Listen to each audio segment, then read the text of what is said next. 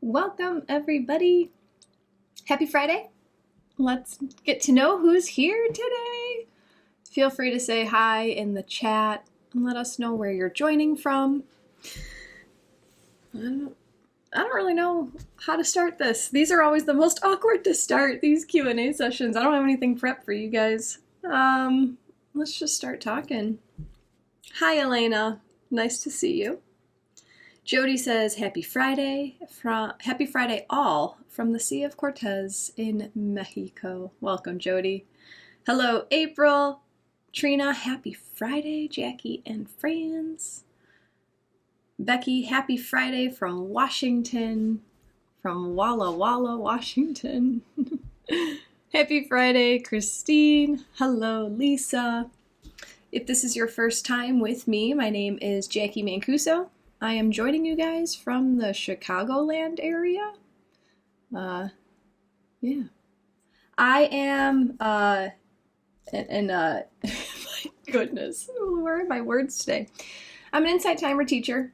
I do a lot of things in my life. I come on Insight Timer. I've been talking astrology for quite some time. I started here on Insight Timer in December of 2021, so I'm coming up on 3 years of doing this. I started with astrology-based yoga because that was my in to being a teacher on Insight Timer, is that I had a yoga certification. I really did enjoy teaching yoga. If you want to see 3 years ago what Jackie was doing on Insight Timer, search my name on YouTube. I have my astrology-based yoga classes posted there. That is cringeworthy to me right now. And then throughout that time, I morphed. I started doing a lot of daily astrology with Oracle, and that's what I had been doing for quite some time, like 2 years. I would come on most Monday, Wednesday, Friday, and whatever was happening in the sky, we would talk about it that day, and then we'd pull Oracle cards to see how to utilize it. And then just recently, I went through a magnificent life change, and my whole life is changing, not just my relationship is changing. So things are echoing out. So currently on Insight Timer, I still do Oracle cards. We do some sessions where it's just tarot and Oracle with no timely astrology. I'm still coming on here to give you guys the weekly astrology update with Oracle cards.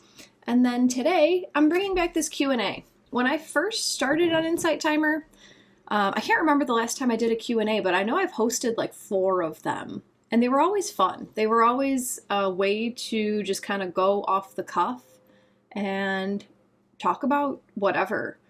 Because I don't like niching. I don't like choosing one path. I like researching and knowing a little bit about a lot of things. I am a Jackie of all trades. So I know I've branded myself here as the astrologer, as the Oracle card lady, but I do a bunch of stuff. So in the description for today's session, I gave you guys a couple bullet points about like what you can ask me about. But really it's ask me anything. Don't worry about me in this aspect, in this whatever, like worry about you. What are you trying to work on right now in your life? And if you trust me, if you're here and you want to know what I have to say about your predicament, throw it in the chat, because you never know if your question might be ringing in someone else's ears who might be a little bit too timid to speak up. So let's just see who else said hello. Bethany, hello from New York, welcome. Christy says hello from Colorado. Becky says, awesome. Beautiful, and Jessica threw the first question in the chat. I love that you put that little Q in front of it for my eyes, but we'll see how it goes. I usually read all the comments here on Insight Timer because I just love the interaction part of this. So Jessica asked, where are you at with your travel journey? So I guess the wide scheme of things, right now I am working on becoming a nomad. I am working on not living in a home I want to live in a motorhome. So in that grand scheme of things, I'm still working towards obtaining the motorhome of my dreams. There are moving parts going on with that. It's like a different adventure every day. There's stuff coming in and out about that. That's super exciting. Something has told me that that will progress in the spring. So here, you guys can hold me accountable. My own cards, and then also my astrologer friend, separately, we have both decided, like, okay, March, April is when that's gonna blast off. So mark my words with that. However, because of that dream, which I did kind of steal from Matt, I'm gonna be totally honest. So Matt is the companion that I am currently living with. He works at an RV dealership, which is like perfect. And I left my husband, I came here, and he was just like randomly one day like, yeah, you know, maybe in like 10, 15 years from now, I can retire and get a travel trailer and just go live on the road. And I was like, that sounds really cool. I'm just going to do that right now. How about I just do that right now? So he and I took a trip. We drove around the Southwest for a few weeks. My travel journey, though. What is my travel journey? I started in Portland. It was the middle of October. I went to Portland to dog sit for a friend, an old friend, and I stayed there by myself for a week. And honestly, guys, that was the first time I had ever lived alone. Crazy, right? I'm the baby of 10 kids, so I was always around someone. And I then, after moving out of my dad's house, I just jumped from living with other people, right? Partner to partner. So that was the first time that I was alone. I had so much fun. I really enjoyed getting to do what I wanted when I wanted and not having to inform people of what I was doing, where I was going, when I was going to be back, if I was going to be back, whatever. I know they're all rules that we place on ourselves, but it was really fun. And then me and Matt met up in Denver, and we drove to the Grand Canyon. We went to the Sedona area. I'm skipping some things just for time. After Sedona, we drove to Cactus Forest. We went to Tombstone, Arizona. We drove through Texas, got stuck on the highway. That was fun. Ended up in Ozarks, Arkansas. Went to Nashville, and then we came back home to Chicagoland. So within that travel journey, I am home.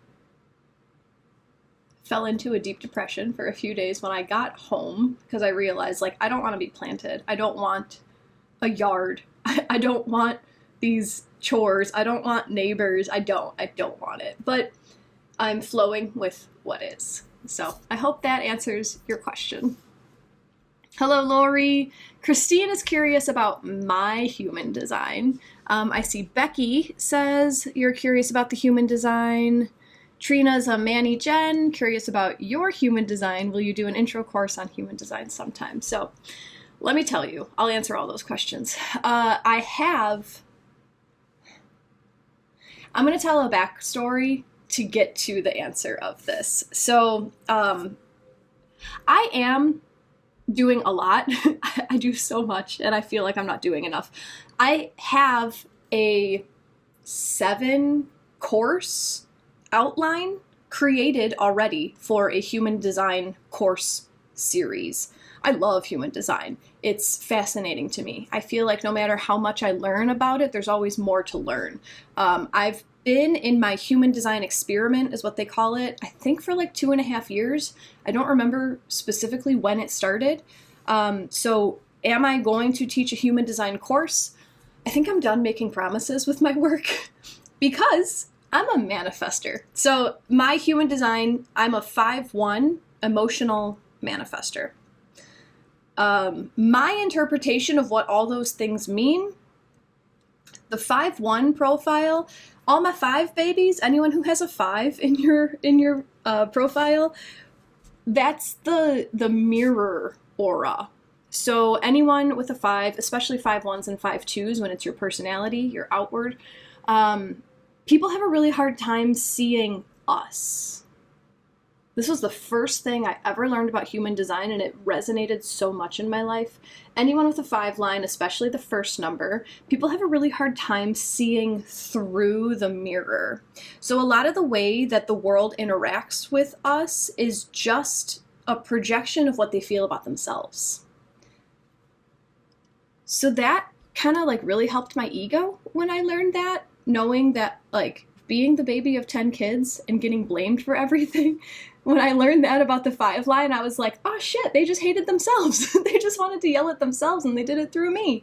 So 5-1, I'm a problem solver. I know that. I have come to accept that I am not the cuddly, coddly, I'm going to affirm your feelings when you're sad person. I've tried to play that role for a long time, but I'm here to solve problems. I'm here to get to the bottom of it. You tell me what's going on and I say, okay, well, have you tried this, this, and this? Because if you haven't, come back to me when you have, because then maybe you won't be as upset. My emotional authority, half of the population has an emotional authority. If your human design has a defined sacral center, my gosh, it's been a long time since I talked human design. If your sacral center is defined in the human design, that means that you have an emotional authority. If the solar plexus. It's the bottom right on the chart. If you have a defined solar plexus, that means that you have an emotional authority. No matter what type you are, if you have a defined solar plexus, that is like the trump of authorities. Emotional authority people, I'm still learning this one, guys. I don't vibe with it. Emotional authority people, what we're supposed to do is to not make decisions when we are emotionally high or emotionally low. We are meant to sit with it until we come back to center, and then our emotions will guide us towards what we are supposed to be doing in our life.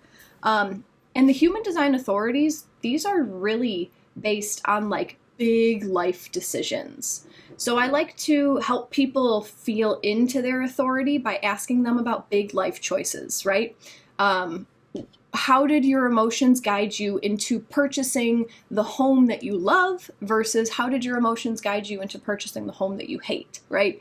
Did you allow yourself to fully sit with your emotional wave before you made this decision?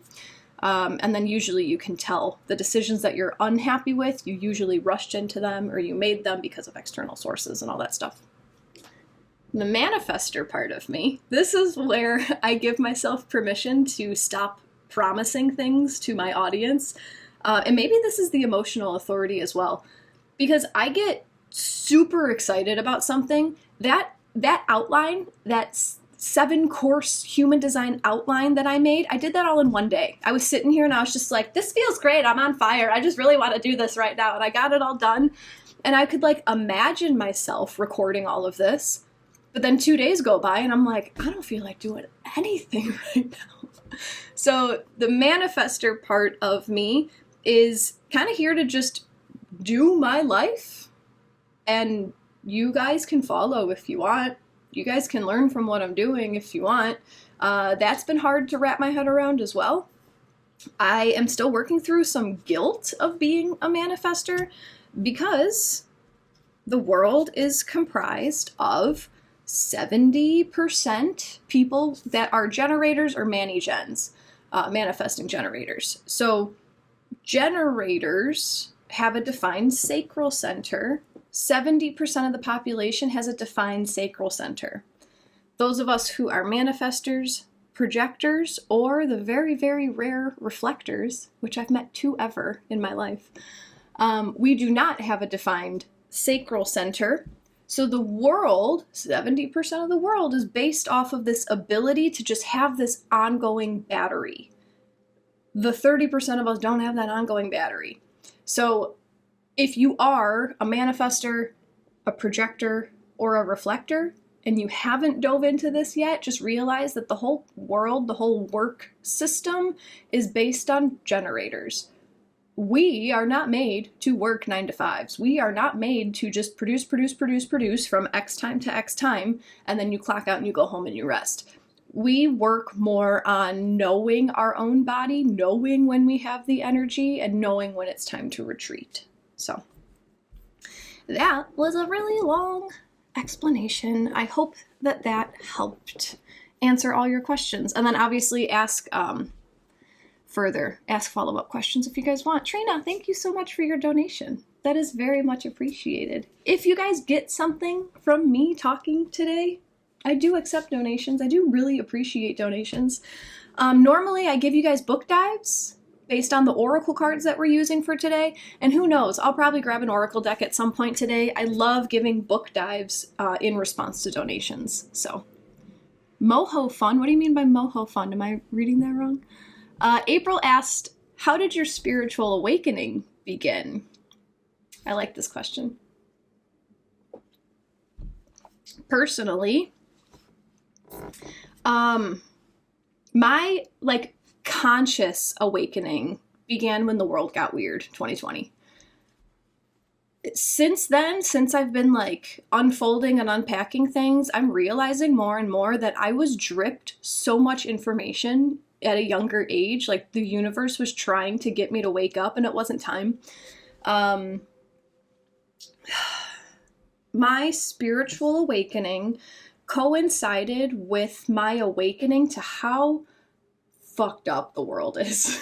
I'll just put it that way. My spiritual awakening coincided with realizing how much of our, how do I say it? We're all being lied to about everything, all over the place. You can't trust anybody. And I say that with a smile on my face because I was realizing oh shit, everything I see on TV is literally fake. Literally grabbed things and then put over here and all this stuff, and it was all just blah, blah, blah, blah. Everything is fake. And on the other side, I was learning, oh my gosh, we're all a part of this energetic grid that I have control over. Actually, holy shit, I'm creating these fake media stories that I'm now being triggered by and all this stuff, and it all happened all at once. So I guess that can answer your question. My spiritual awakening came through, it was honestly a big slap in the face of no one cares about you except yourself. But on the other side, here you have all the power to heal yourself, so why don't you use it and work on it? So does that answer your question? Greetings, Tam. Lisa says, I've only just started to accept that I can be someone that likes and does all sorts of things. I have a few different jobs that all interest me. It's now mad to me that people, well, the people I've been around, expect that you have one job or interest and you stick with it, rather than grow and change. You've inspired me this year. Oh, that's awesome. That's awesome. Lisa, did you tell me what your human design was? Is that what you're talking, or is this just a thing? So based on that, it wasn't a question, but I'm going to talk about it because I have a defined throat center in the human design, so I could just talk. That made me think about other people's opinions. I used to be a huge fan of RuPaul's Drag Race, to the point where I was about to get a portrait of RuPaul on my thigh. RuPaul's Drag Race. I just love the self-expression and the empowerment from RuPaul. Anyway, what anybody else thinks about you is none of your damn business. So that was maybe 2013, 2014 that I was getting into that. That's one of those things. Those are the drips that I'm saying. The universe was giving me these drips. That is something that stands out in my memory that I use as a platform for everything that I do now. The judgment that you get from other people comes from a place of them not being able to see themselves doing what you're doing. So it has nothing to do with you. Any expectation that others place on you, it's just a projection of the expectation that they have for themselves.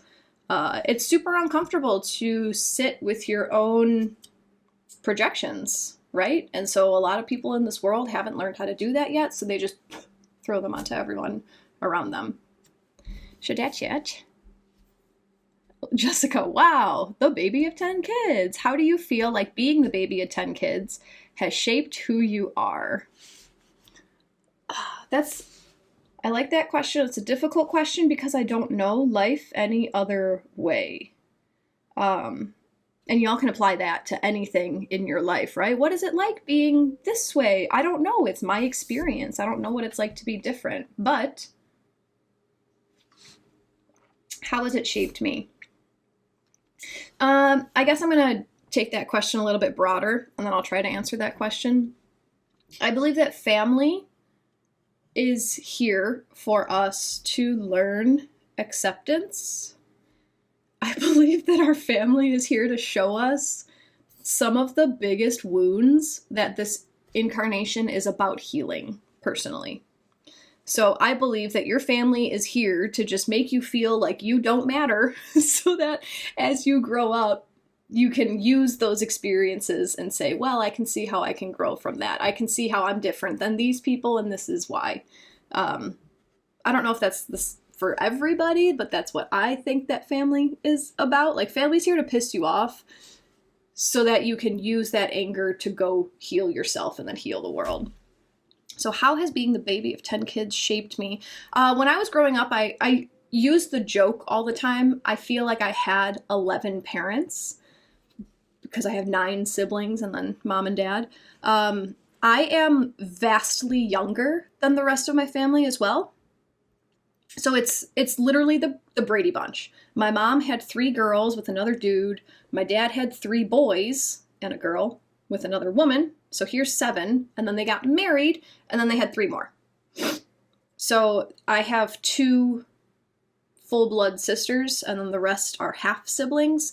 But for holidays and everything, we'd all come together. My mom's kids lived with us, so we were all like raised together. So I was just this whatever.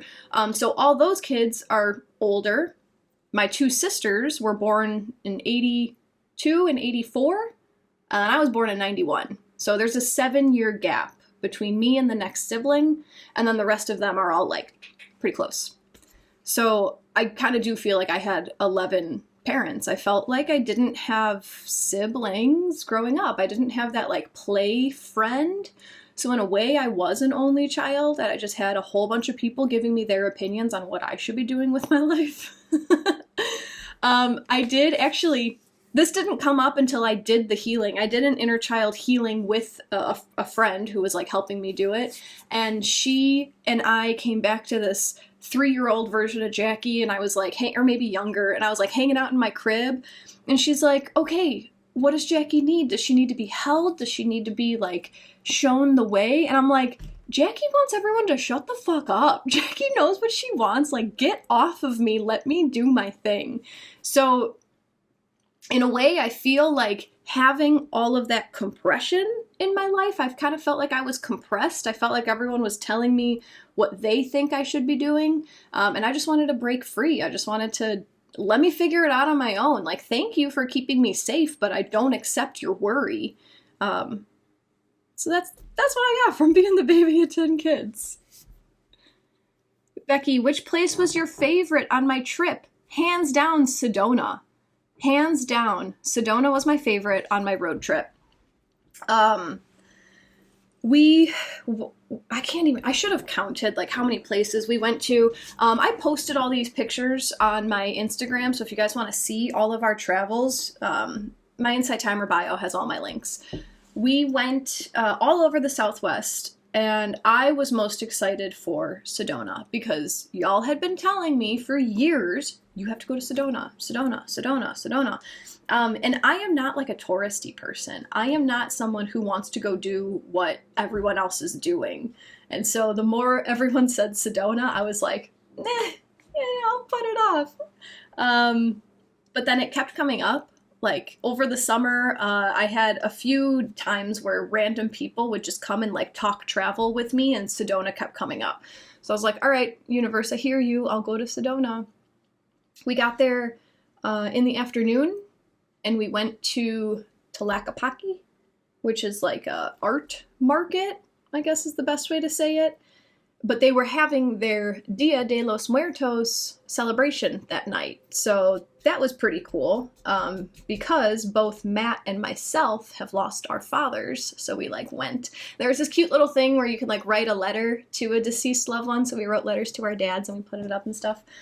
And then After that, we went to, there's like a crystal shop across the street that's super, if you've never been to Sedona, every other store is a crystal shop, by the way. It is a cute little downtown, uptown, center of town. I don't know how to define it, but there's traffic circles everywhere, and there's just lines of shops, and most of them are metaphysical shops.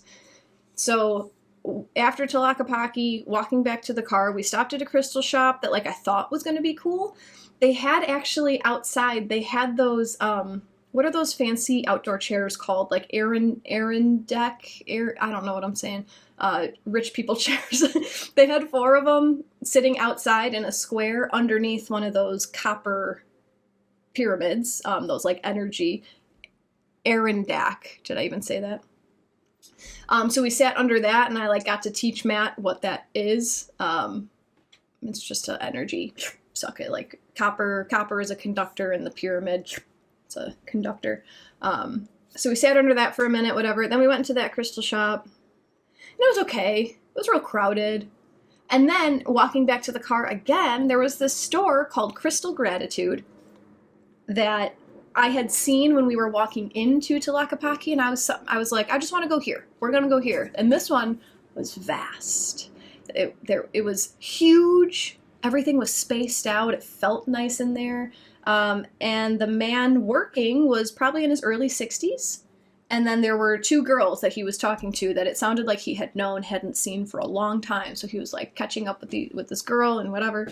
Me and Matt were just scoping the place. And then Chuck, his name was Chuck. He came over to us after those 2 girls left, and he was, do you guys know what I mean when I say that this man had old man piercing blue eyes? Like there's something about an older man with blue eyes that's just resonates kindness to me. Something about his eyes. Healers have blue eyes. That's what I've been gathering from life experience. When you come across someone with blue eyes, like they're just healing you just by looking at you. So Chuck comes over and he starts being extravagant in himself, and he like made this comment about, hey, this stone is calling to you. Come here, come over here. And I was trying to figure out if he was being salesman-y or not. And like, I really didn't get that he was. I really got that he was like feeling my vibe and he wanted to bring me over to the stone. So he put this in my hand, Creedite. He picked up this one. He's like, you know what? This one wants to work with you. And he put it in my hand. He's like, go ahead, just walk around with it. Just carry it around. And immediately I'm like, well, of course I'm going to get this thing because it feels great. It was my ego that's like, do I want to listen to this guy? Is he trying to sell me something? But whatever. So Creedite, this balances the masculine and feminine energy, which is what I was consciously working on that time, that day that he put this in my hand. It is, I was working on how much I output versus how much I allowed myself to receive. And that was this balances the masculine and feminine. I was like, sold. So I got this Creedite. I also got a serpentine bracelet at this store. I kept staring at the bracelets and I knew I wanted one. Serpentine is for travel and adventure, and it protects you while you wander. So yeah, of course I'm going to get this. And then we were at the register. Actually, we found out, so Chuck asked us like, hey, how long are you guys in town? And we were able to do that like, I don't know, we're just kind of hanging out. And then Chuck lit up and he's like, oh, travelers. And he's like, I lived in my truck for 10 years. I followed the sun. And, you know, in the winter, I came down here. In the summer, I went up there. And there's just something about the type of person who would choose to live in a small space and travel. Like there's just, you know, they just relate. So we like clicked on that. And then we were checking out and he just started reading us, me and Matt, our role together, what it is, very specific, very accurate. Matt, by the way, was a normal man as of June this year. He was just a normal, I'm just gonna go to work and then watch football. And then here comes Jackie and I'm like, hey, you're powerful, you have energy, this is what chakras are. And he's like eating it up. It's perfect timing for him. He's just waking up to everything. But he had never been like read like that. And we walked out of the store and he's like, what is life? What is happening? But yeah, that was really cool. And then the next day we went to Cathedral Rock in Sedona. We went to Cathedral Rock, and we brought Piston, my big dog, who's great. Piston can do anything, but Piston doesn't really like when people get close to his mama. So Cathedral Rock, there's a vortex there. That's why we chose it. I actually chose it because a man at a festival told me to go there, and I trusted him. Cathedral Rock, it's like one of those big red rock formations, and at the base it's really wide and you can kind of like have some space, but then you get to a point where you literally have like a tunnel this big. I'm not using the right word, but it gets real thin. And Piston, like, you have to like stop and wait for people to go up and down this tiny little thing, and he was just getting angry and ornery, so we had to put him back in the truck. And then we looked at the clock and we're like, if we skedaddle, we can get up there for sunset. So we skedaddled our way up there. So we got to watch the sunset on Cathedral Rock. That was really, really nice. That evening, we just like shopped around. We went and we shopped at all the shops. It was fun. That was like the most vacation-y thing we did. We walked around hippie clothing shops and metaphysical shops in Sedona. They actually have like vibraphones. They have like xylophone, vibraphone, marimba. Like they have in the public, in the middle of the downtown area, there's like three little, there's a short on my YouTube if you guys want to see it. There's three playable instruments, and then they have mallets attached to them, and the mallets are made out of like skateboard wheels and like rollerblade wheels. I thought it was so cool. So we were playing with that. The following day, we went to Bell Rock, and Bell Rock was so cool. There's also a vortex at Bell Rock. That day we found a little ledge. It was like a hidden ledge, and the three of us sat up there for close to an hour, just hanging out on the ledge really high up in this Bell Rock, so that was magical. We hit Lover's Knoll on the way back to our wild camping. We were boondocking that night. And we took some pictures at Lover's Knoll. He took pictures of me doing kicks and yoga poses. And then, because my Taekwondo instructor, I was sending him pictures throughout, and he's like, where are your action shots? I'm like, oh, okay, I'll do some Taekwondo kicks for you. And then we went back, and we were gonna attach the trailer and head out, but Sedona sucked us in. And we laid down because we were so tired, and we just like laid down for a second, and then we passed out. And it felt like, I keep using the example of, it felt like in The Wizard of Oz when they're walking through the poppy field and then they all just fall tired. Like, Sedona drugged us. Sedona's like, nuh-uh, you're not leaving yet. So that was it. That was my Sedona. And I do see that Tam asked, what is a vortex? I don't know. I was there. I was trying to feel into it. Thank you, Margot. A vortex is special energy, intense sometimes, can be feminine or masculine. So my understanding of the vortices, and please correct me, I don't know what I'm talking about, is like energy will be flowing one way and then energy will be flowing another way, and they meet at the vortex and they do their thing, and it's a... So maybe if some are masculine and some are feminine, I'm guessing some might spin clockwise and some might spin counterclockwise. I don't know. There was a crystal shop that gave me like a pamphlet. I figured I should ask at a crystal shop. They can tell me. And the girl was like, yeah, their energy. Here's a pamphlet. So I tried to read and like learn about it. Some people are very sensitive to these vortices. I don't think I'm a very energy sensitive person. I really don't. Because I didn't really feel anything. I think it was happening and I was just not like consciously aware of it. But that's Sedona. Sedona is awesome. Sedona's awesome. I highly recommend it. We stayed at an RV park, like a campground, 2 nights when we were there. Lolomai Springs. That was magical. They had magical trees there. Just the oldest trees. camouflage trees. There's also a post on my Instagram about the camouflage trees. I was blown away. At Lolomai, there's camping. You can bring your RV. Like, there's cabins, I believe, there as well. There's a creek that runs through it, and I was reading the pamphlet for Lolomai, and apparently that's a rare thing in the middle of the Arizona desert to have a creek running through. So it was fun.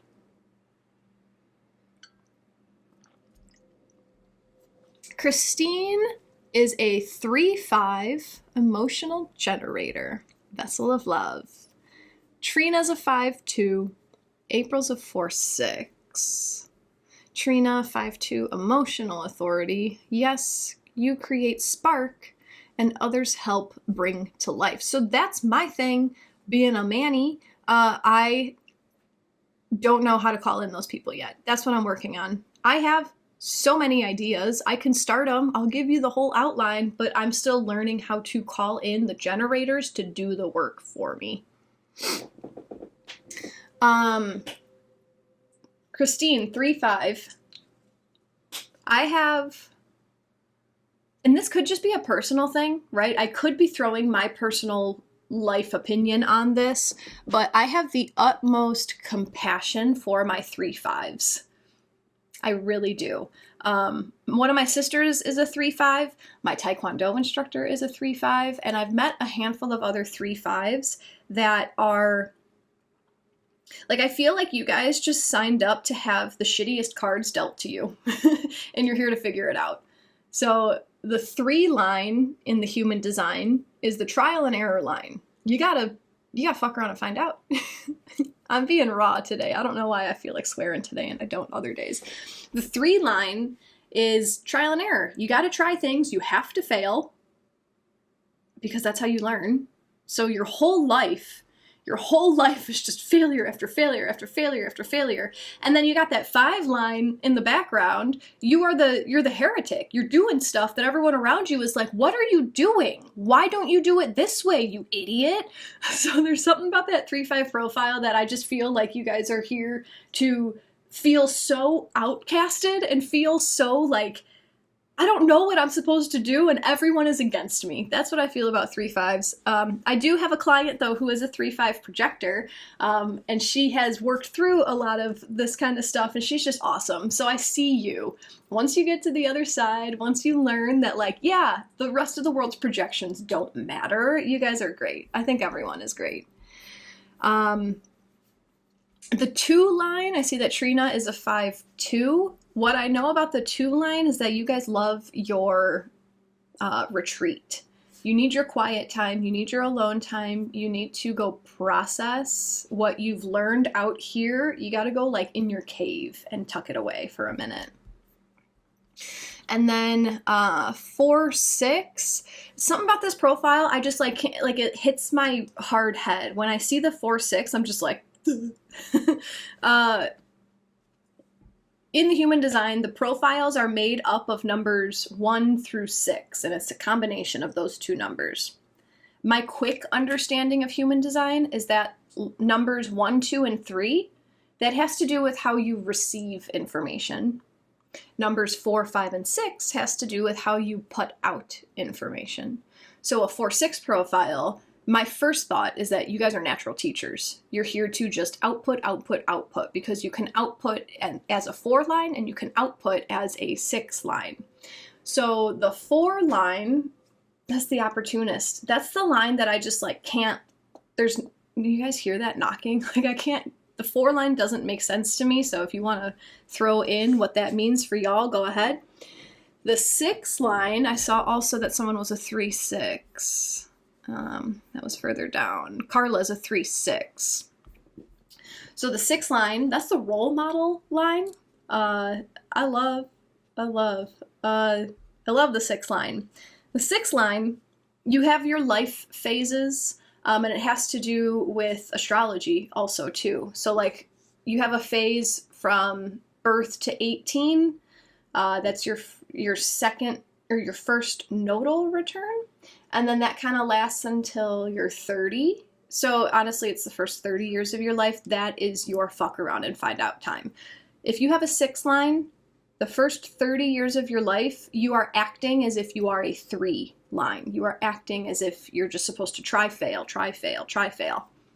After that, you enter your second phase. Is that what it's called? And then from about 30 to 50 or 60, I think it's 30 to 50, up until your Chiron return. That's when you kind of do your own retreat and you take 20 years to say, what did I learn in my first 30 years of my life when I was trying things and failing? What can I do to bring that to the world? And then after 50 is when you enter your role model phase. And that's when you have this big life work and everything just kind of like falls into place for you because of everything that you learned through all of your trial and error. So there you go. There's a little talk on all the human design lines. I did not talk about the 1 line at all. The 1 line, it's the investigator. The 1 line is the type of energy that will rabbit hole for hours and hours if they have the time. But the 1 line can intake information rapidly. So we don't need to read the whole book. We can get the spark notes and like, we got it. We can read a bullet point list about what a topic is about and we got it. And when we have the desire to go search for more information, we have no problem going down and searching. So, and I finally got to Gina's donation from 25 minutes ago. Thank you so much, Gina. I really appreciate your donation. If you guys are enjoying today's talk, if you'd like to offer an exchange of energy, I will be giving book dives today. I'll pick a deck probably at some point today. I'll start pulling a card from a deck. You can donate here on Insight Timer, or if you want to use PayPal or Venmo, I do have links in my Insight Timer bio. Okay, that's what you meant, Trina. Money for your motorhome. Thank you. Thank you, thank you. Hi, Mimi. I did not go to Slide Rock. Did Matt enjoy your travels? Is he up for going on the road with you now, or will it still be you and Piston? I don't know yet. Kind of when. See, I can't, I'm not going to know until it's happening, until it's in my face. But what I'm foreseeing, the path that I'm kind of on right now, is I feel like I'm going to get my own motorhome. This is going to be like my home base. I have a feeling that like I'll go on a trip for some time by myself with Piston, and then I'll come back. And then if he's able, we'll go on a trip for some time, and then we'll come back. And then I'll go, and then we'll come back. That's what I'm foreseeing. But who knows? I'm not attached to anything. Not attached to anything. Hello, Anique. I can't remember if I said hi yet. Becky says, thanks for sharing about Sedona. I'll have to check it out. Can you recommend a good source for to learn about human design? Yes. Let me get my favorite book. I don't know where it is. It should be right here. Yes. Yes, yes. This. Human Design by Chetan Parkin. I think I'm saying that right. I read this book cover to cover, and you can open up and you can find like information about whatever channels you have. It starts with describing like the types, the energy centers, the 9 centers, the profiles, the types, and then it gets super specific. Am I here? Yes, and it'll give you, those are like all the profiles and stuff. It gives you little paragraphs for every single gate in your chart. So if you can see like, oh, my personality sun gate is in this, let me go see what this means. It's a dangerous book. You can spend days dissecting your chart. So yeah, The Human Design, Discover the Person You Were Born to Be by Chetan Parkin. That's been my favorite so far. So there you go. Who's the author? Chetan Parkyn. Chetan Parkin. That's the author of who I was just talking about. That sounds like a growth mindset, April. I can't remember what I said, but I think that's... They like blasted that in our heads. So I was a public school teacher for some time. I went to college to be a secondary PE teacher. God, they drill stuff into your mind in the public school system. Growth mindset was like, growth mindset. How are you making the kids have a growth mindset? Well, you can't make anyone do anything. Everyone's an individual. So that's what comes up when I see growth mindset. But yes, I guess I do have a growth mindset because I'm done staying the same forever. What else? Becky, best to learn from the source. Who's this? Lavina Archers has so many free videos on YouTube. Cool. The chat is jumping. Bethany took a similar trip. New York to Arizona, Utah, New Mexico, Texas. Definitely spoke to and amplified my nomadic spirit, working towards getting a boho witchy camper for me and my dog to live in and travel. Yeah, same, Becky. Here's a good time to tell a story. I want to tell a story. If you've been following me for some time, you might remember my friend's name, Vicky. Vicky she's just a few years younger than me, like 2 years younger than me. We met because she created a group on Meetup in my area, and it was called 5D Energy Hiking. I was like, I love talking about 5D and I love hiking. Hell yeah, let's go do this. So I went to the first hike, and at the end of it, she was like, hey, do you want to be friends? And I said, yes. And then we just became like BFFs. A lot of synchronicities between, like, whatever, long story, but we clicked. She and I were both in long-term relationships at the time. She had been with her partner for like 10 years at that point. I was on like 5 years at that point. I'm getting to the story. You guys know Vicky. Then, when I decided it was time for me to leave my husband, she got to the point where she was like, it's time for me to leave my partner too. And then we kind of like detached around the same time, like within a month of each other. And then we both kind of found our own companion type people. Very similar. Everything was similar. It was like we were going through life like this. And then I started, I'm talking about my motorhome, and she's like, she was thinking about buying a house.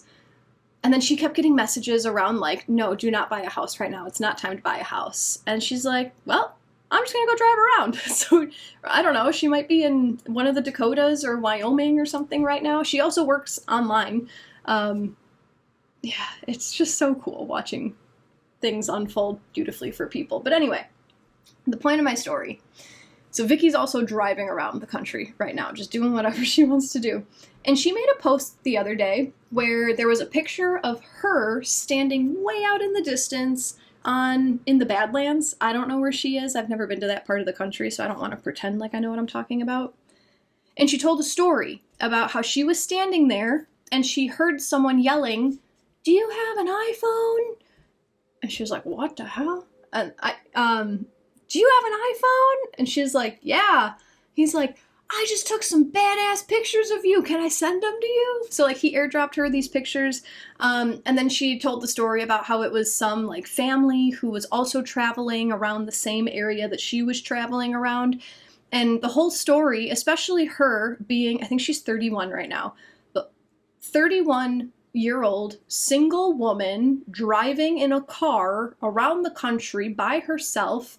And her messaging was, the world is polite.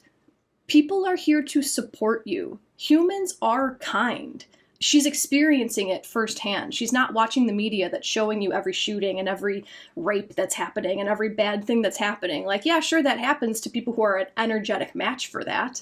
But she's out there by herself and she's experiencing kindness from strangers over and over and over and over and over. So I forgot what triggered that story. Yeah, just traveling with a girl and her dog. She's doing it. She's fine. I love that message. Love that message. April's in your second Saturn return, and you feel it strongly. You're becoming a leader of the tribe. Becky, thank you so kindly for your donation. I very much appreciate it. Lisa at 43 with your 6 line, finally making sense of all the madness. Love it, love it. Slide Rock is a natural water slide through the red rock.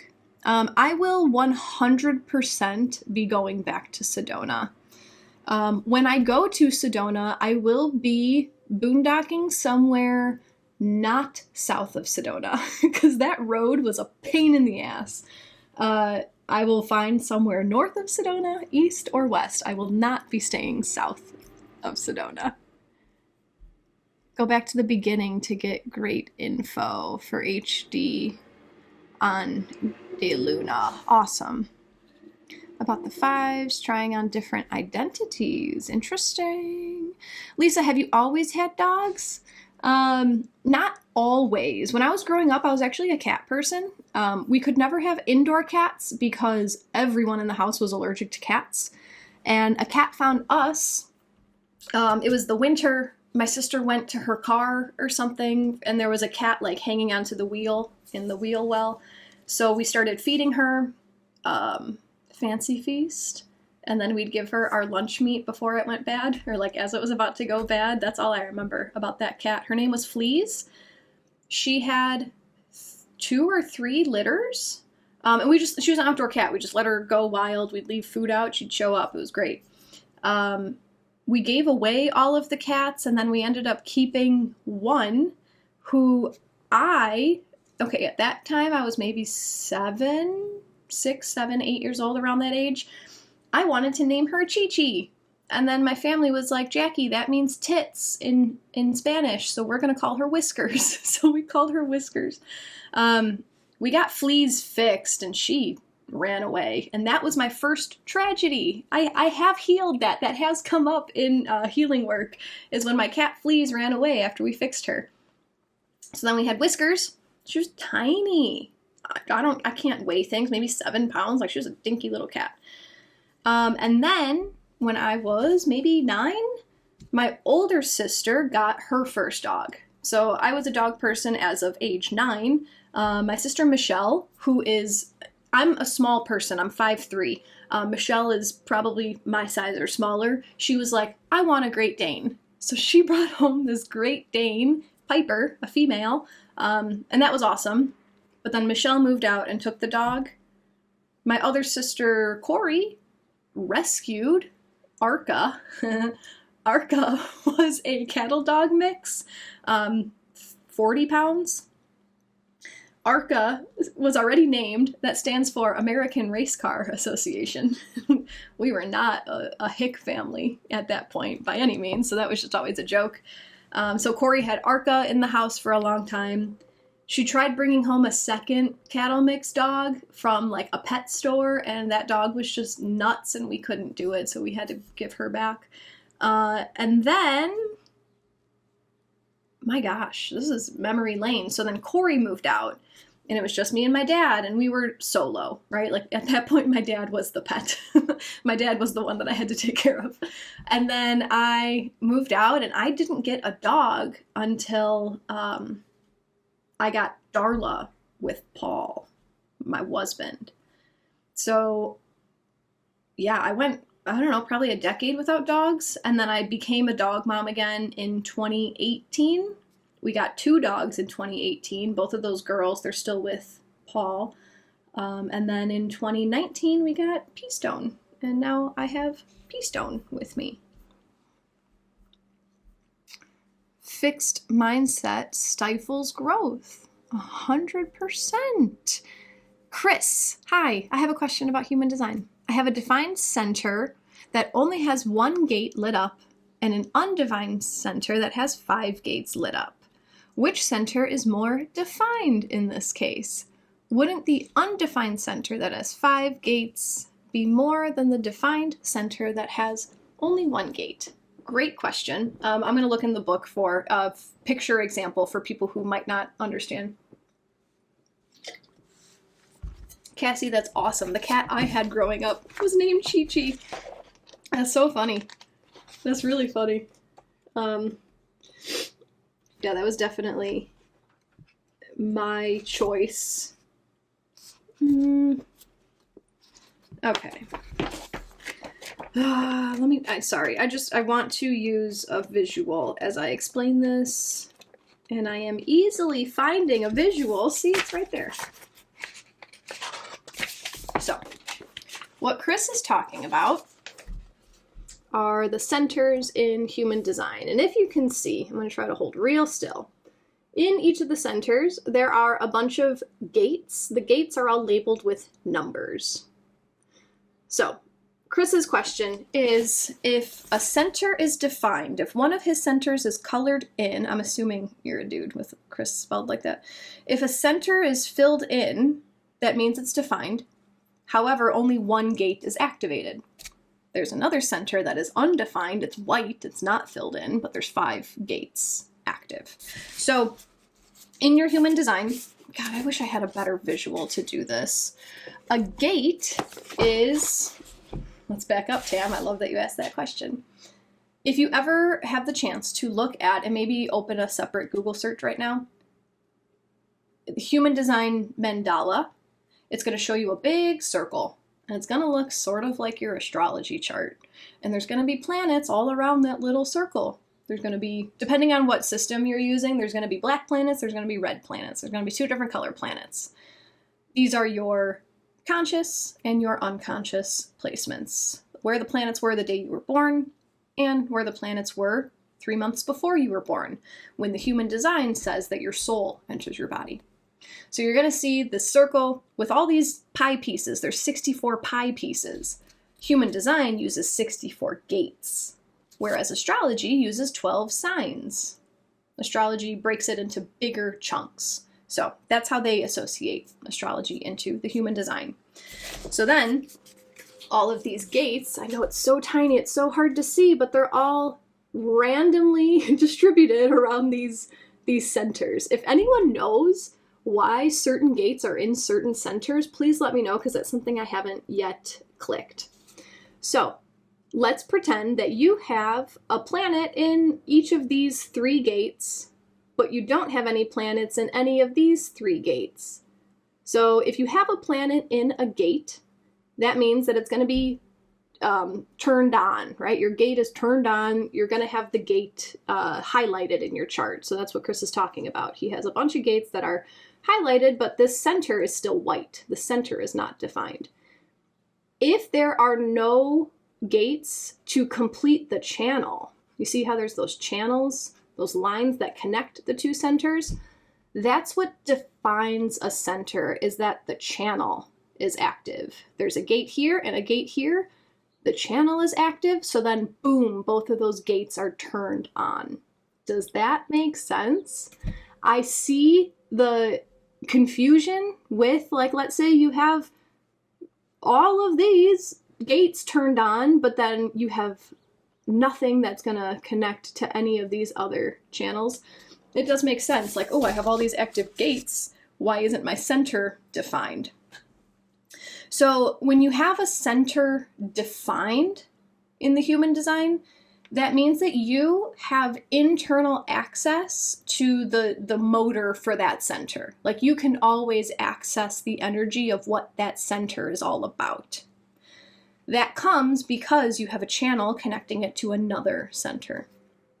If you have all these gates turned on, but your center is still undefined, that means that, I'm trying to think, I haven't gotten super into like human design transits.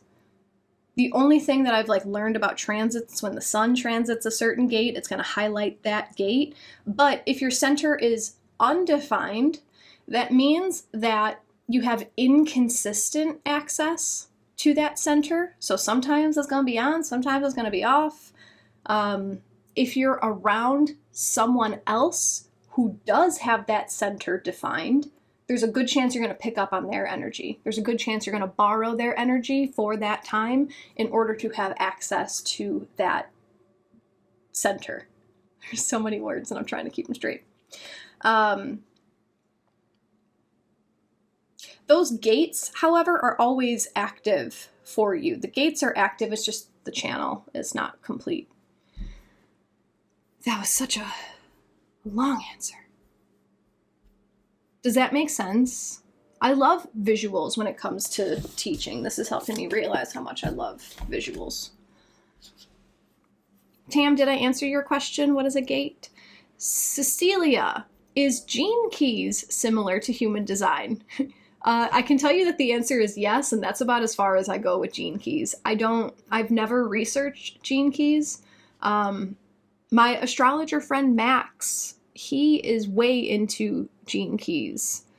He talks about them all the time. He talks when we have conversations, he talks to me as if I know what he's talking about, and I'm just like, oh yeah, that, yeah.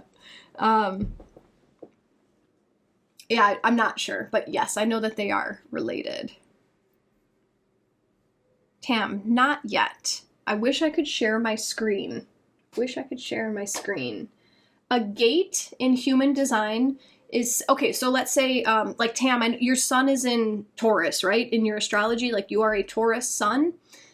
In the human design, your sun is going to be in gate whatever, because the human design uses the same sky as astrology uses, but instead of breaking the sky into 12 pie pieces, the human design breaks the sky into 64 gates. So there's like smaller little chunks. So not every Taurus, like my sun is in gate 27. My conscious sun is in gate 27 because I was born kind of early into the Taurus season. So not every Taurus will have their sun in gate 27. It's going to go to the next one, whatever one is right next to it. Yes. So a gate is similar to the astrology sign, if that makes sense. A lot of human design talk today. Interesting that it came up. It was pretty cool. Stevie, I'll get to your question in just a second. Let me know, guys, because I'm considering making yet another change to my workflow. Was this enjoyable? Do you want more Q&A sessions? I had a great time. I would love to do this on a more regular basis to let you guys... Actually, you know what? I don't even care. I'm going to be a manifester. I'm going to do it. When I feel like doing Q&As, I will prep you guys throughout the week. I will inform you throughout the week of, hey, I'm having a Q&A. It'll probably be mostly on Fridays. So yeah, I was playing with that in my mind too. Mondays, I think I'm going to keep dedicated to cards. We'll do Monday cards. A tarot card will flavor the oracle reading, so we'll keep that on Mondays at 9 o'clock Central. Wednesdays, I like to come do the weekly astrology. Here's what to expect for the upcoming week, and then we'll pull cards. And then Fridays, I'm considering like having it a chance day. Like some weeks I'll do Q&A, some weeks I might do an extra card reading, some weeks I might come back and do some work with you guys. Like I really have enjoyed doing those like shadow work meditations, the cord cutting, the inner child, whatever. Yeah, I think I'm going to use Fridays as like my play day just to have fun and see whatever happens. Because I have more time on Fridays. I don't take clients usually on Fridays because I like having my Fridays off. So this gives me more Friday flow day. Yay! Cool. That's what I'm thinking. And Stevie said, does a gate being on or defined mean open? No.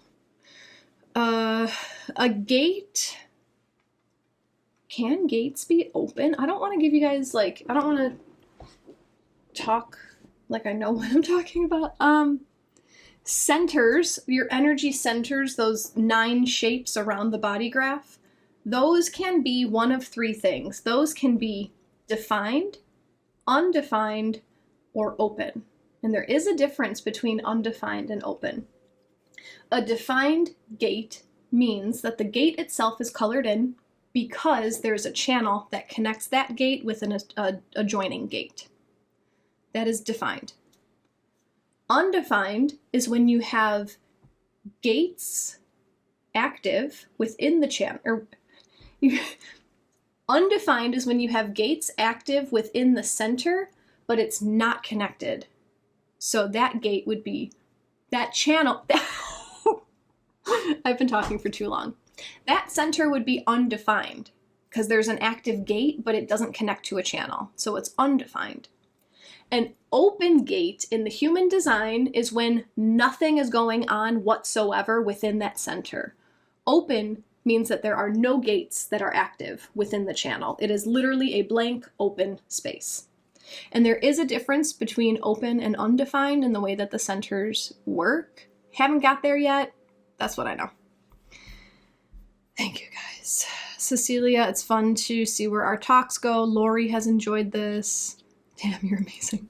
I think that was in response to when I asked for your opinion, and then I was like, you know what? I don't even care. Friday Flow Day is like a treasure hunt. I love that. Shall we pull a card? Ooh, but look at all this that just came through from Bethany. Let me take a sip. This is bone broth, by the way. That's what I'm going to start my days with until it's gone. Oh no, you're awesome, Bethany. I was pulling a card because I had nothing else to talk about, so let's talk about this. I'll probably be here for like 10-15 more minutes, maybe. So if you have any burning questions, if anything has come up, there are no stupid questions. And if you want to ask me something crazy, I don't judge. So just throw whatever you want in the chat. Bethany did a similar thing with a stranger while walking my dog at a park.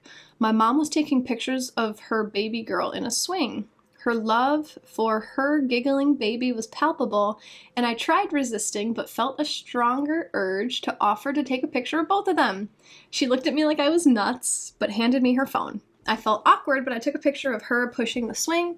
She came up to me later in tears. My photo caught her kissing her smiling daughter's cheek, and she said it's the best picture she has of them.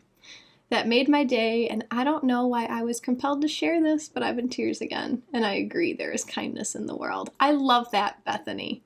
I love that. I hate posing for pictures. The fake smile. Okay, I'm going to pretend I'm happy now. That might be an emotional authority thing. I've always been one for candid photos, and I will take candid photos of people, and I wish that people would take candid photos of me. Because if you ask me, hey, can I take your picture? It's that quick, like, yeah, sure, I don't know what I'm doing. Okay, here he is. But when people just, like, take a random picture, like this, is this vain? I have a picture of myself in front of my computer because I love it. I was literally in the middle of laughing, and Matt took a picture, and I don't want to smile like that in pictures. I would never make that smile in a picture, but I look raw and authentic, and I just look like I'm having a great time, you know? I much prefer candids, and if that's what you like, then spread it. Spread it around the world. Because it's so real. It's what life actually looks like. I just had a thought. This is where I get myself into trouble as a manifester. I have a thought, and I'm like, oh yeah, I can make that happen, and then I start working on it, and I'm like, I do not want to finish this at all. We're going to use the Talisman Oracle, because I bought this in Sedona, and we've been having a lot of Sedona talk. So then my brain went, well, we've also been talking a lot of human design. I wish I had a human design deck. I could make a human design deck, blah, blah, blah, blah, blah, blah, blah. That's how my brain works, by the way. So that's it. I think I need to start talking about this. Here was my shower thought the other day. If you guys want to stick around for this, I'm just going to blab. If you like it, cool. If not, that's interesting. My shower thought yesterday was I should start looking for collaborators. And then my immediate follow-up thought was I want to work with people who are above my caliber because I want to be challenged by my collaborators. I don't want to work on pulling people up at this point in my career. Like, I want to be pushed up because I'm tired. I'm tired. So then, where is this thought going? I want collaborators, but I want to work with people who are above me. And then I had the thought of, like, I wish I had the time to look for people. I wish I had more time to find the people that I want to work with. Because thinking about working with people, that opens me up to having to like essentially interview partners, like interview people, right? I don't know who you are, so let's hop on a Zoom meeting, and that takes up my time, and then I realize that like I don't really vibe with you, and now I gotta deal with letting you down and all this stuff, and it was just yeah, Melinda, what about the friend you always talk about, the astrologer guy? I love Max. I love Max. Max is one of those extremely rare human design profiles. He's a 4-1? Which one is it? A 4-1 or a 1-4? They have a fixed fate. Extremely rare, extremely interesting. When we first met, I really wanted him to come on my podcast. That's when I had my A Werewolf for You podcast. And he kept like having all these excuses. And at one point he got to the point where he realized, he's like, I'm just nervous and I keep pushing you away. So I actually met Max in person in Nashville when I was just there earlier this month. First time we ever met in person. It was amazing. It was like we've known each other our whole lives. So we got to a point where I was like, we need to collaborate. Like, we're so on the same page. We both have our own like expertise things that line up so well. So we agreed to start doing just random YouTube lives. And we decided we were going to start on Wednesday. We were going to start just this past Wednesday, the 20th. And then the day before, he's like, dude, I'm sick. I can't. This is what's going on with my body. And I was like, is your body doing that thing again where you try to avoid me because I'm trying to help you? All with love, all teasing. So we are planning on just hopping on YouTube Live. Right now, we're estimating next Wednesday, the 27th. So if you want to keep an eye out for it, we don't have a set time, maybe around 11 o'clock Central. If you happen to catch it, cool. If not, it'll be on the replays. But our plan is to just hop on YouTube Live and start talking and then see what happens, because we always have really cool conversations. Thanks, Melinda. She says that sounds like a great idea. Bethany felt validated about taking pictures of a random mom pushing her baby in a swing when I said a stranger approached your friend in a similar way. Absolutely. Yeah. Yeah. And it was cool to see that it was received well. So good on you for following your intuition, you know? Ooh, I think this will make a good picture. Sorry, can I be weird and take a picture of you? And then it was amazing.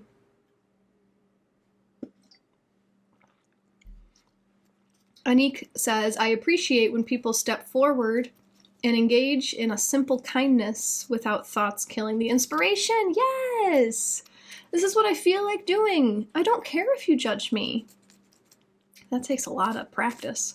Debbie says, go on drives alone and come across kindness in the world.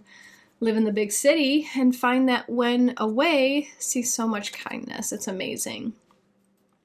I think humans are programmed to need space. Because that's like an accepted truth, right? The more congested the area is, the more anger and crime, right? And the more spread out it is, the less. It could be that there's just a higher concentration of people, so you hear more about the bad stuff, and when you don't have as many people, they're like quantity is lower because there's less people. But I do feel like myself, if there's a bunch of people on top of me, I walk around with my middle fingers up, like, get away from me, don't look at me, don't ask me for something, don't bother me, I want to do my own thing. And then when I get my space, I'm like, oh, you want me to make stew today? I'll make stew today. Bethany said it was awkward and uncomfortable, but my intuition kept screaming at me I had to, or I'd regret it and keep thinking about it. I felt really good about it even before she came to thank me. Then I knew why. I was deeply affected. Yeah, that's great. That's great. That was a moment for you, for sure. It's your higher self. I will pull a card. We're getting there. I'm slowing down. Matt gave me an analogy yesterday that I thought was hilarious, and I would love to share it with you guys because it was hilarious. He is very supportive of Jackie resting, right? And this is not the energy I came from in my marriage. The energy I came from in my marriage was like, he went to work all day and I ran my business from home, and then he would come home and ask me why I didn't wipe off the counters that day.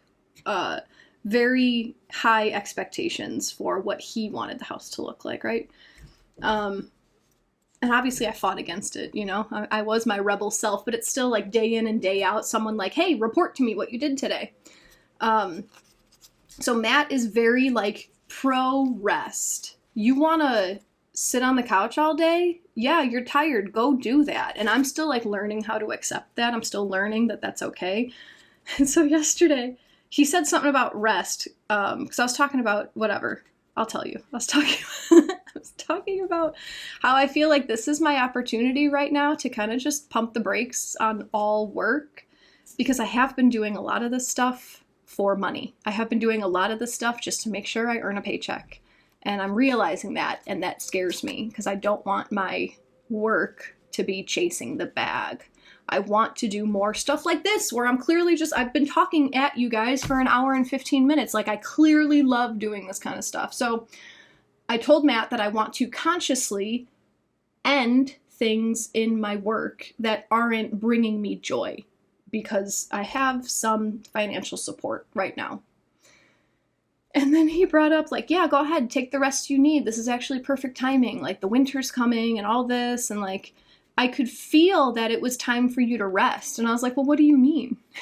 He was like, you know, when you're using the vacuum, like the battery powered vacuum, and you've been using it, right? You got it on turbo mode. You're like going and going and going. Like that's how you've been. And then the battery starts to flash like it's about to die. And then you're like, oh shit, I gotta finish. And he's like, that's how you've been the past few months. He's like, your battery's about to die. It's time to go plug it into the wall and just rest and just be.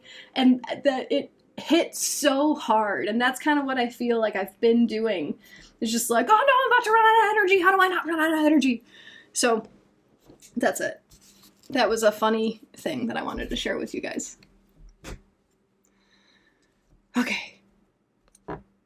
You did not delay pulling the card, Bethany. I delayed it. And who cares? If you guys really want the card that bad, you can listen to me talk. If you don't, watch the replay.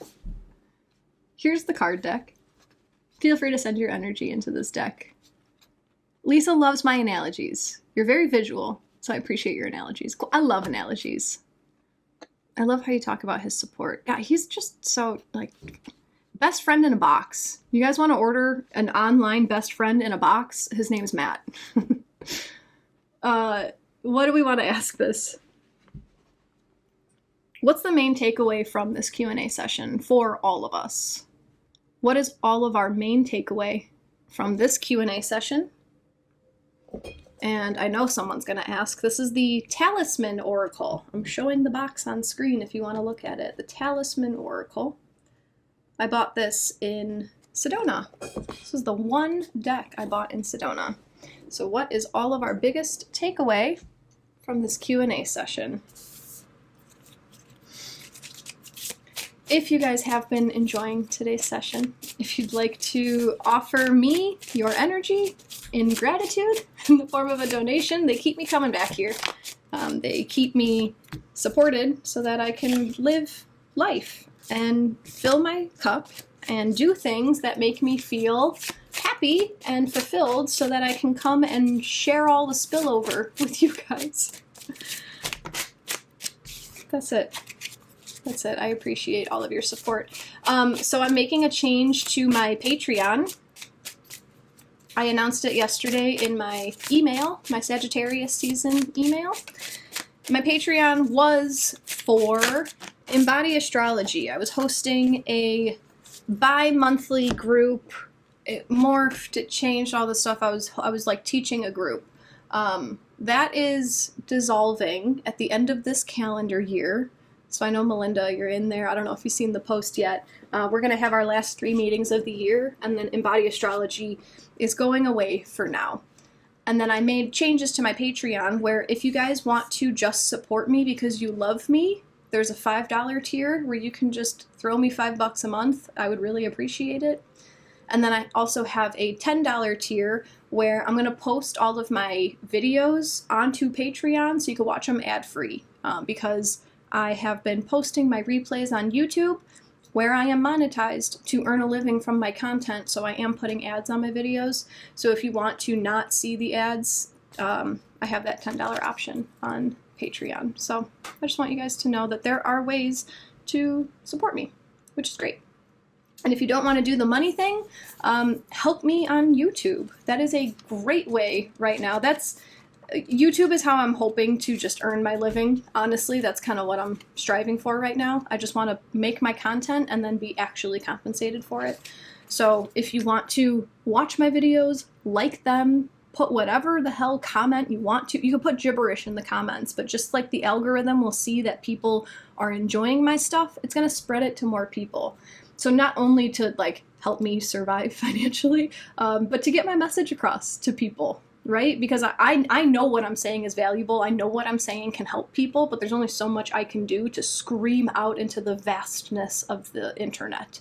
So by your interaction, it helps my message go farther. Melinda, I need to print out a few things from the site. I did see your email. I didn't take many of the classes, as you know. Yeah, it's all good. So, we asked, what is our biggest takeaway from this Q&A session? And the card that came out is Destiny.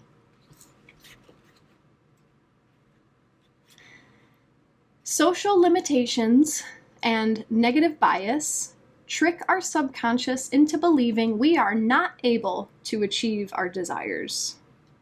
We are taught to hide our unique nature to fit into the environment around us. Those coping skills keep us safe and acclimated to avoid danger, but they rob us of the power of positive manifestation. By training the mind to pay attention to the positive, we feed our subconscious mind the belief that we can create our destiny and propel ourselves forward.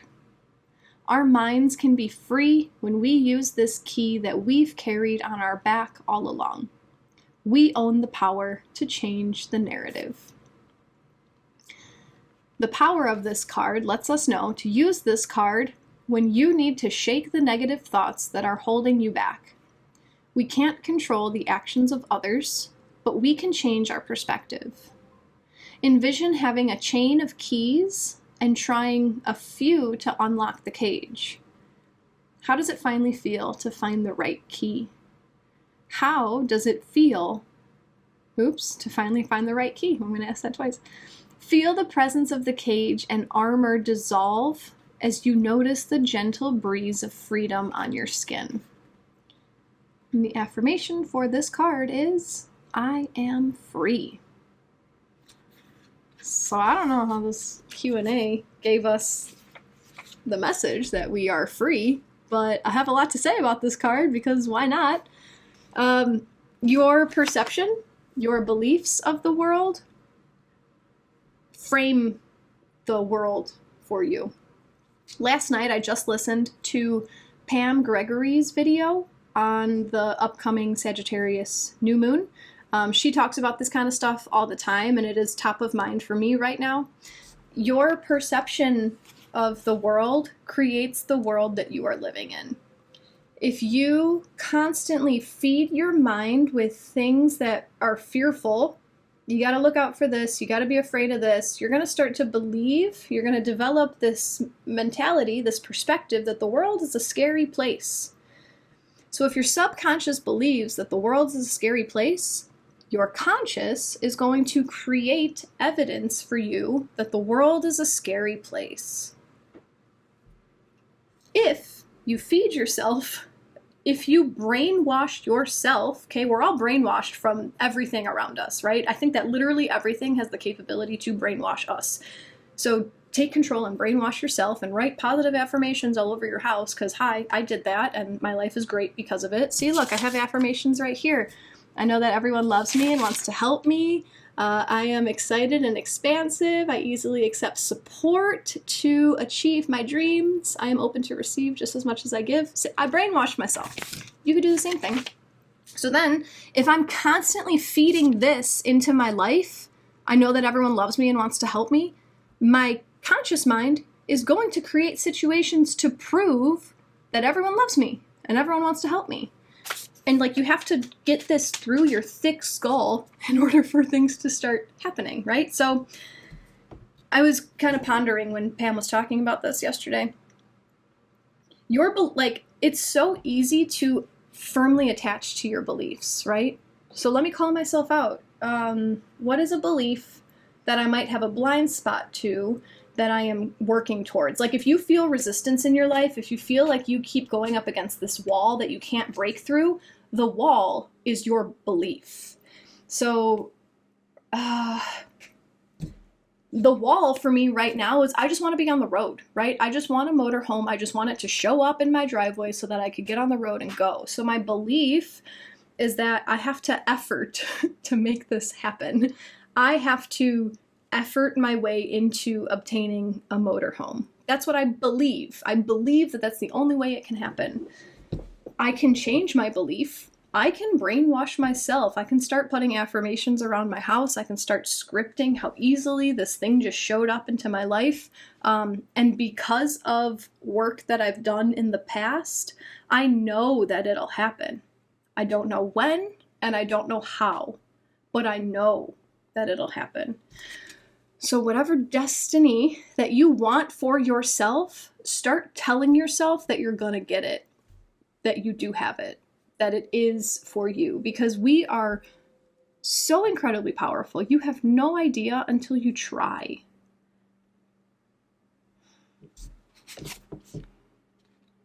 Is that the message that I put out today by answering all your questions? If you keep putting into your mind that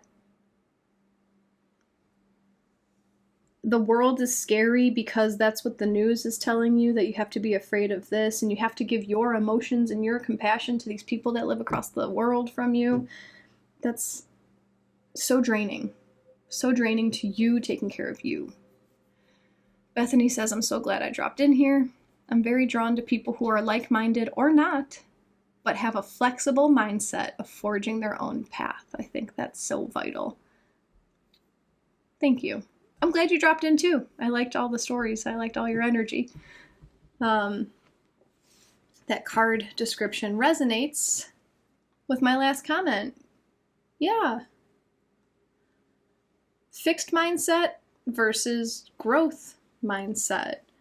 If there are things in this world that make you go, ugh, what's your mindset around it? Is your mindset, oh my God, we're all screwed. We're all gonna burn and die and everything's over and everyone's fucked. Is that your mindset? Or is your mindset, what can I learn from this? How is this helping me grow? How is this pushing me out of my comfort zone so that I can get more firm on what I believe in, so I can stand up for what I truly believe in, and maybe lead some people who also stand up for what I stand up for, who are too afraid to stand up, so maybe this is just a push in the right direction for me. Everything happens for you. Nothing happens to you. Boom. And with that, everyone who has donated, you'll get a book dive from the Talisman Oracle. So thank you guys so much for being here. Thank you for listening to me talk for the last hour and a half. I loved this. This filled me up. So I will post this replay on my YouTube channel. I'm wondering if I want to post it. No, I don't. I was going to post it on Insight Timer as a track, but I don't want to. This is just going to go on YouTube. I will be back on Monday on Insight Timer for a card poll. We'll just do cards, just a general open reading for any time, place, situation, person, whoever you are, you can come. Wednesday next week is the day before Thanksgiving. We'll do the week of astrology with Oracle at the end to figure out how to use the astrology best. And then I'm taking Friday off. So I was going to schedule a session for Friday, and I'm like, you know what? I just want to have a morning to myself because it's been a while. So nothing Friday next week. And then the following week, we'll hop on Monday cards, Wednesday astrology, Friday flow day. Who knows what's going to come up on Friday? So we'll see. Bethany says, I feel called out. I've been allowing external factors to stress me out. and forces me to work harder to keep my inner peace. I currently have limited options, but I spend a lot of energy resisting. It's normal. Gosh, please listen to Pam Gregory's video from yesterday. Like everything that is coming up around all of this, like she was literally just talking about it. Pam Gregory, she's on YouTube. If you don't know her, she's a brilliant British astrologer with a very nice cadence. It's at the end of her video, so if you don't want to hear the astrology, just like go to the end after she unshares her screen. But it's your choice. It's your choice if you allow external forces to impact your inner peace. I'm gonna riff on this for a second. I feel like talking. Sorry. That reaction from me, I just want you guys to know what's happening. I feel like I'm taking up too much time, which is dumb because y'all can leave if you want to leave. I love myself.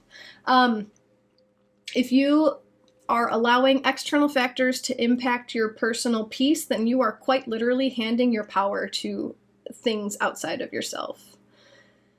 If something can happen that triggers a reaction within you, they are in control of you. They are the devil pulling your strings. Were you guys with me the other day when the devil card came up from the Tree of Life Oracle? Who's pulling your strings? If something is pissing you off, if something is eliciting emotions within you, they are pulling your strings. I started learning this while in my marriage. I started learning all this stuff and I was like, oh, okay, so as long as I can just accept what they're doing and not let it impact me, then I'm in control. And I did that for a few years. I have nothing bad to say about my husband, okay? Like, I'm not here to shit talk, I'm just here to talk facts. He's a very, very opinionated person and a very outspoken person. He's a very strong personality. And what attracted me to him at the time, like when we first met, I was like, I want what you have. I don't have this quality right now. Like, I want that from you, so I'm gonna date you, right? So everyone meets up for a reason, and then holy shit, look at where I am now, right? I needed that. So I was very much like this every day in my life. But internally, I'm like, if I can just keep my inner peace while he's doing all this, then I have achieved enlightenment, right? Then I have climbed the spiritual ladder and I have learned all you need to learn about inner peace. And I kind of had this like challenge mindset about it. And then it's okay to know when things have run their course, right? It's okay to know that like this challenge is here for me because it's helping me learn. It doesn't mean you gotta fight every day of your life. It doesn't mean you're here to put up your guns every day. Like there does come a point when you're like, you know what? I have exhausted my efforts here. I have done everything that I know how to do. It's time for me to retreat. It's time for me to exit. Thank you for your service. I'm out. So, when it comes to, okay, so let's do this with the media, right? Let's do this with the story that is blasted in our face 24/7, depending on what outlet you're watching, right? There's whatever energy you're getting from this side, there's the exact same energy on the other side, and it's all just to drive you crazy. You can do that, right? You can watch like, okay, this person's really scary, this person's gonna fuck my life up, this person is gonna ruin the world for my children, and you know what? I'm gonna accept it as long as I keep my inner peace. Okay, I got my inner peace, it's okay, this is all happening around me, it's okay, I got it. Like, that's kind of like step one, in my opinion. Step two is saying, if I stop listening to what all these stories are, it's gonna be easier for me to keep my inner peace, and there's no challenge. You're not going up against the story. It's the same concept. Step one, right? Letting it happen and finding your inner peace. You're ignoring it. You're trying to ignore it while still having it screaming in your face. So just shh, turn it off, and you'll find it much easier to keep your inner peace. Because when it comes down to it, it has really no impact on your life. Really no impact, right? Oh, well, the prices will be affected and the things happening in my community will be affected. Well, how much more energy are you going to have to get involved in your community if you're not spending all your energy trying to shut up the voice that's in your face? And we are super powerful. So whatever minimal price changes that go on, we have the ability to call in more money when we need it. We have the ability to create more opportunities for ourselves when we need it. So who cares? It's just the trigger that is going to help you move on to your next part of life. Holy shit, I sound smart. That all came out of nowhere. I kind of liked that. I saw earlier Cecilia said, I believe I'm creating heaven on earth. So you are. So you are.